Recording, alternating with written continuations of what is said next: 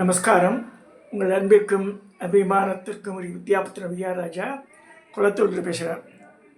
ஸ்ரீ மாத்திரை நமக. இன்றைக்கி 18ஆம் பேருக்கு ஆடிப்பேருக்கு. இன்றைக்கி காவிரியை நினைக்காமல் இருக்க முடியாது நம்மளால். கர்நாடகா கர்நாடகாவில் ஒரு முக்கியமான ஒரு தேவத்தையை பார்க்க போகிறோம். கர்நாடகா பிரதேசமே ஒரு அழகு தான். இது தர்மஸ்தலா விடுங்க. ஜென்ரலாகவே மலையை சார்ந்த இடம், நதி இதெல்லாம் அழகு. குறிஞ்சி நிலம்னு சொல்லுவாங்க இல்லையா, மலை. அந்த மலை அடிவாரங்கள்லாம் அது தனியே ப்ரெசண்ட் எக்ஸ்பீரியன்ஸு. போய் பார்த்தா தான் தெரியும் நமக்கு. அது அந்த நீரோடைகளும் அந்த அருவியும், சௌபர்ணிகா நதி, துங்கா நதி, ப்ளஸ் அது ஜோக் ஃபால்ஸு எல்லாமே கர்நாடகாவில் தான் இருக்குது. காவிரியே அங்கேருந்தே வருது. அப்பேற்பட்ட கர்நாடகாவில் பனசங்கரின்னு ஒரு அம்பாள் இருக்கா. ஆக்சுவலாக நம்ம வா சொல்கிறதோ அவள் பான்றா. நார்த் இந்தியன் எல்லாருமே நம்ம எங்கெல்லாம் வி சொல்லுவோமோ அவள் பி ஃபார் பிஸ்கெட் ஆர் பாய் அது போட்டுருவா. பனசங்கரி அப்படின்னா பனசங்கரி காட்டுக்கு ரிலேட்டட் ஆகும். ஸோ பனசங்கரின்றது யார்? இது இந்த ராஜாக்கள் காலத்திலேயே வந்திருக்க. பதாமின்னு ஒரு இடம் இருக்குது கர்நாடகாவில். பகல்கோட் மாவட்டத்தில் பதாமி. அதுதான் ரொம்ப ஃபேமஸான இந்த பனசங்கரி கோவில். மூலவர் கோவில் அங்கே தான் இருக்குது. அதுதான் பார்க்க போகிறோம். நம்ம பெரிய நத்து போட்டுருப்பா லேடிஸ். அதாவது நம்ம பூஜாரி என்ன பண்ணுறான்னா, அவாவூர் பெண்கள் எப்படி இருக்காளோ அந்த மாதிரியே அம்பாளுக்கு அலங்காரம் பண்ணிடுவாள். சிங்கத்து மேலே உட்காந்து, புலி மேலே உட்காந்த மாதிரி இருக்கா பாருங்க. 8 கை.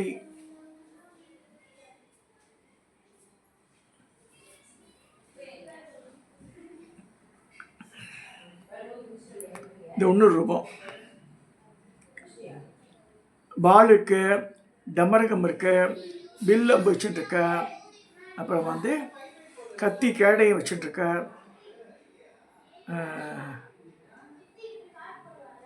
மான பாத்திரம் மட்டும் வச்சுட்டுருக்கேன். சிங்கத்து மேலே உட்காந்துட்டுருக்கா. இந்த அலங்காரம் போட்டிருக்கு.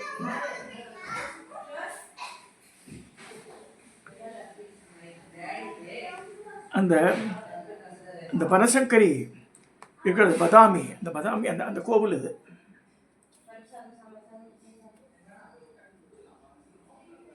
கீழே நதி ஓடுறது பாருங்க. மூணு நிலம் இருக்குது.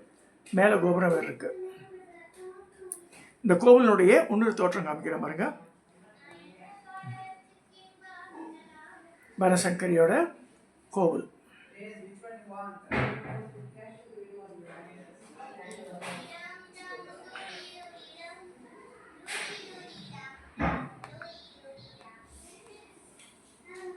நெருக்கிற ஓரம் அமைஞ்சிருக்கனால படித்துறையெல்லாம் கூட இருக்குது.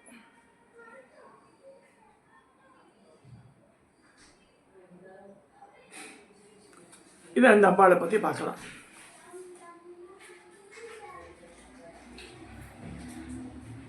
அதாவது 1750ஆம் வருஷம் இந்த கோவில் புதுப்பிக்கப்பட்டிருக்கு. மராட்டிய தலைவரான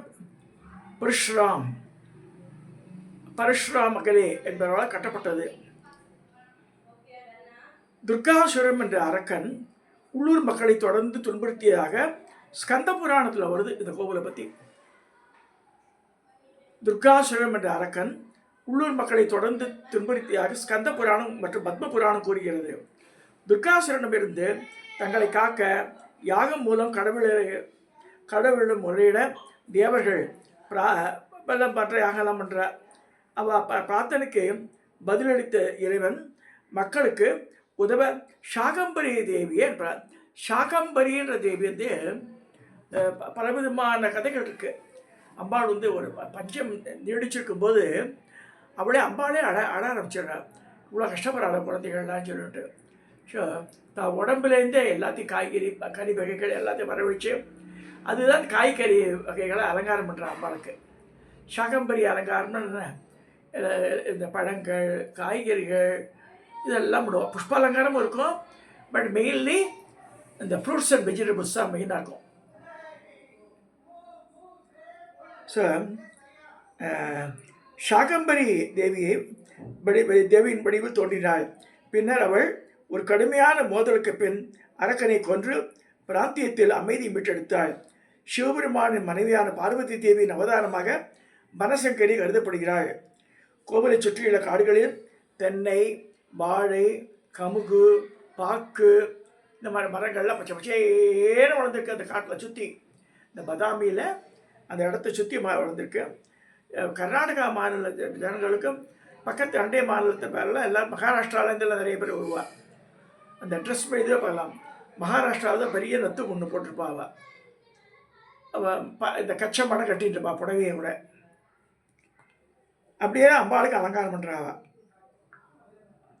இந்த மாதிரி இந்த பனசங்கரி எப்படி உண்டாச்சுன்னா, இந்த துர்கமன் அசுரன், அப்போ துர்கா பனசங்கரி சாகம்பரி எல்லாம் பற்றி எங்கே பிராமரியும் ஒரு ரூபம் இருக்குது. எல்லாம் இந்த ரிலேட்டட் இதில் தான் வருது. அப்போ தான் வந்து பிரம்மராம்பிகா பிரம்மரம் என்ற வண்டாக மாறுவேணும்னு சொல்லிட்டு ஆதிசங்கரரே வந்து சௌந்தரலகரை சொல்கிறார். என்ன சொல்கிறார்? நான் வந்து 6 கால் உள்ள வண்டாக பிறப்பெடுப்பேனும். அப்போ வந்து அந்த ஹிரிங்காரம் சுற்றிட்டு இருக்கும் அந்த வண்டு. ஸோ அந்த மாதிரி இந்த ஹிரிங்காரத்தை நான் சொல்லணும். ஸோ இந்த அந்த அரக்கன் என்ன பண்ணுற அப்பா தான் உடம்புல இந்த மாதிரி வண்டுகளை ஏற்படுத்தி அந்த வண்டுகளாக அந்த ரிங்காரத்தை பண்ணி அதுலேயே அவன் ஆடி போடுறான் அரக்கன். அவனை தொலைச்சிடுறது வண்டுகள் மூலமாக வந்து அது அசுரனை கொள்கிறான்னு இருக்குது. ஸோ இது ஒரு கதை இருக்குது.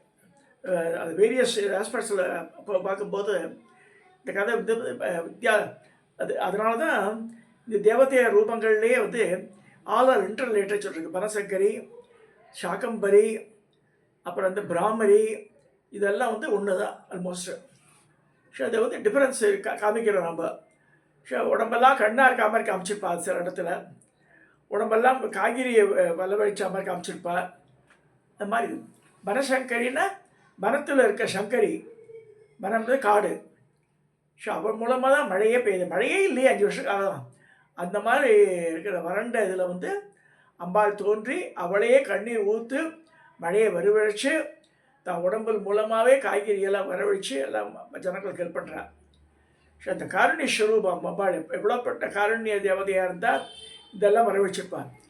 ஸோ வனசங்கரியை வணங்குறது வந்து இந்த தோட்டம் தரவு இதெல்லாம் வச்சு ஜனங்கள்லாம் வச்சுருக்கா இல்லையா, அவளுக்கு அந்த இடர்பாடு இல்லாமல் நடக்கணும் அந்த ஃபங்க்ஷன்ஸு. அவள் எல்லாருமே வந்து வனசங்கரியை தான் உபாசிப்பாள்.